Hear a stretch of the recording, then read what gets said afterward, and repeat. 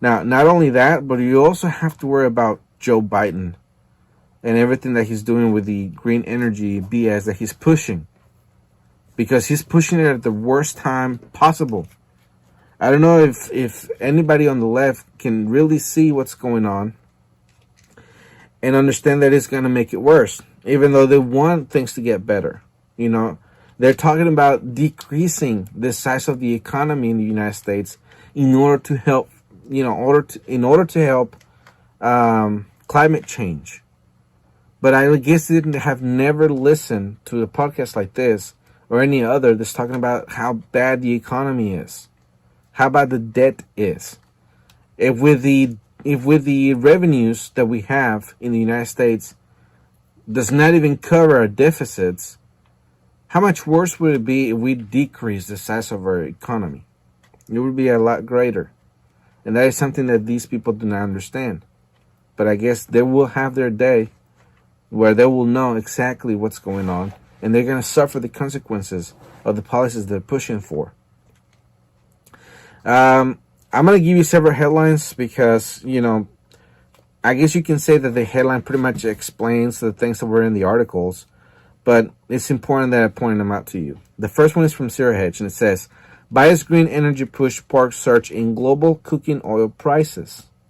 Right? So another hit to the food supply chain. The next one is from MSN.com, and it says, Biden team prepares $3 trillion in new spending for the economy. Like we need to print any more money. But that is part of the proposal that I talked about earlier. And that was supposed to be with the stimulus that we were talking about. It also includes the infrastructure spending and everything else that they want to do. So this will be included in it. This ain't $3 trillion. Other people are starting to say that it might be more closer to $4 trillion. So you just wonder how much are they going to give us in the stimulus if they're going to spend $4 trillion. Would it still be the $1,400? Will they go back to $1,200? Or what about back to $600? I guess we'll have to wait and see. The next one is from Zero Hedge. And this one is important because this proves what I said at the beginning of the show. That really the people who are in the upper middle class and higher to the rich and the mega rich, they're not going to worry about, about the dollar collapsing because they just can grab their money, go overseas, exchange the currency, and just live their rich life there. This one is from Zero Hedge, and it says, Goldman's clients are starting to sweat the coming tax hikes. One of the things that people do not understand that supposedly only for the people who are making $400,000 or more are going to get taxed is that it's going to make rich people get out of the country. It's going to make people try to evade the taxes. It's going to make the corporations who are going to have the tax hikes, they're going to have to increase the price of their products. So now we have shortages that's going to increase the price of everything. We have inflation through the monetary policy that the Fed is using that is creating inflation, and now we have taxes that's going to increase the consumer prices at the end of the day for you and me. So really, who's losing is us, not them. And then finally, this one's from Zero Hedge. The richest 1% of Americans hiding 20% of income from IRS. The article says, the authors of the study found that while random audits can detect some tax evasion, the IRS misses more sophisticated schemes to avoid reporting income, including offshore structures and private business entities. According to the report, if the Treasury was able to collect the unpaid income tax from the top 1%, revenue would increase by $175 billion per year, which is roughly twice the amount Senator Elizabeth Warren wants to slap on the rich with a prospective wealth tax, and which would promptly move offshore as well. So the rich are going to do everything that they can in their power to evade all those taxes. They will try to move money offshore, move their wealth offshore, and if that doesn't work, they're going to try to pay off the politicians, which that will work. All right? And once that happens, once they leave, and they're no longer paying any taxes in the United States, guess what? They're gonna lower the threshold of 400,000 to 300,000, and then from there to 2, and then to 1, and then to 50,000, and then everybody's going to pay taxes, an increase of taxes because they printed so much money. So that begs the question: once everything happens and nobody's here, okay, nobody's here in the United States to pay the taxes, and everybody's living in a third world country, and the standard of living is crap, the same as Mexico or Venezuela or El Salvador or Honduras or anything like that, will people in the United States flee the United States? I had this conversation with my brother and other people about what I saw as a possibility that if we were reduced to become a third world country, would people leave the United States? And the answer is yes. But they did not agree with my assessment on what would happen if people started going down to Mexico, which I would not recommend. I said, if the people who are coming right now, because Biden is a president, if they're coming through the border in droves, would it be exactly the same way, the opposite way, if the United States fell into hyperinflation? I would say yes, because Venezuela proved, and other places have proven, that when hyperinflation happens, people just get out as fast as they can, even if they don't have any money to go anywhere. So, something that is happening on the border, besides, of course, people coming through, is that kidnappers are having a field day at the U.S.-Mexican border. And that headline comes from the mostimportantnews.com, and actually has a video. Now, the video, the way that they put it together, there's a lot of Spanish in it. So I'm only going to play you the parts that are in English from the reporter, not only asking the questions, but also narrating.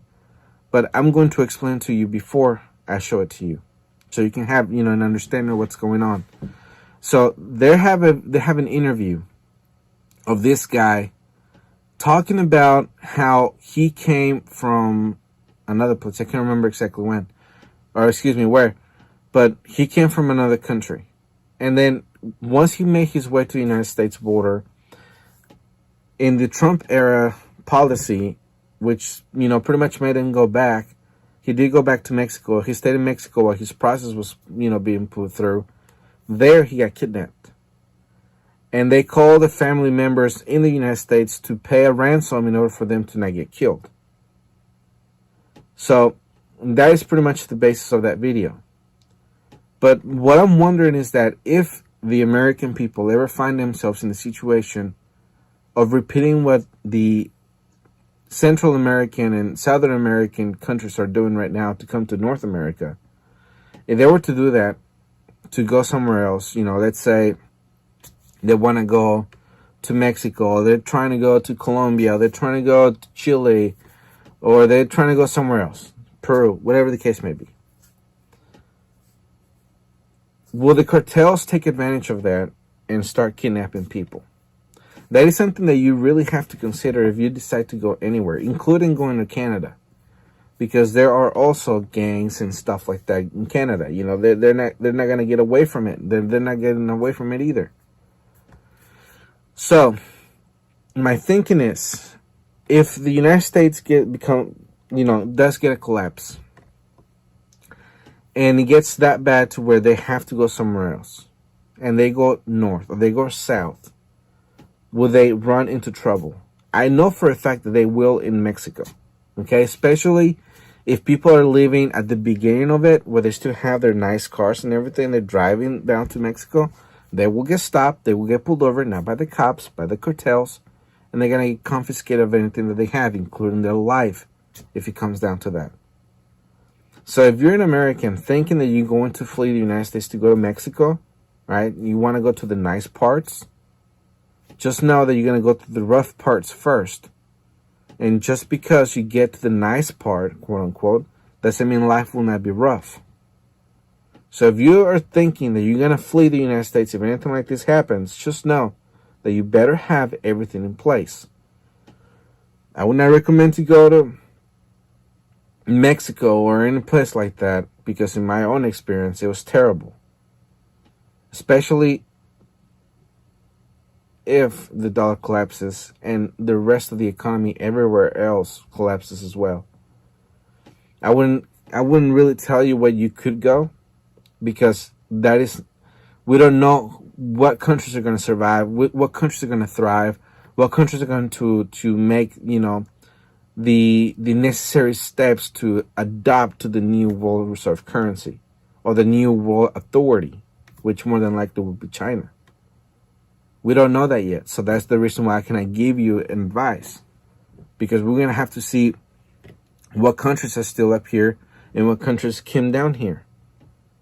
And you may have to even cross the seas to be able to get to a place where you're going to have the, some type of standard of living as you're having here in the United States right now.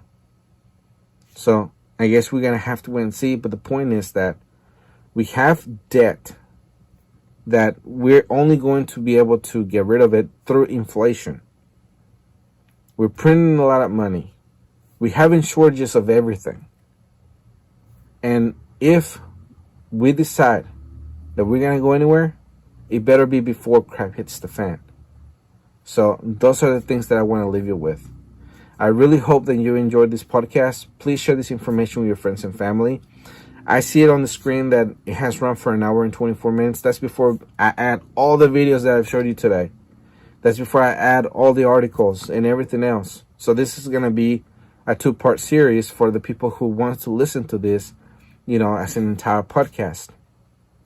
For the people who want it into 15, 20-minute intervals, you're going to get like 5 or 6.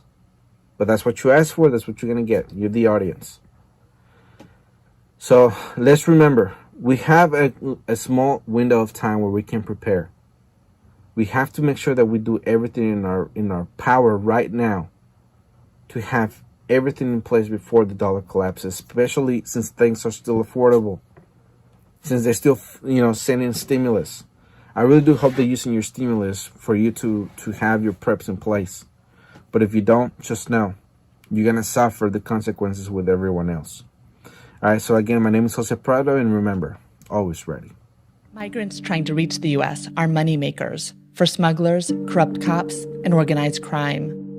This Cuban asylum seeker is one of thousands of migrants who have been kidnapped, extorted, or killed in Mexico en route to the U.S.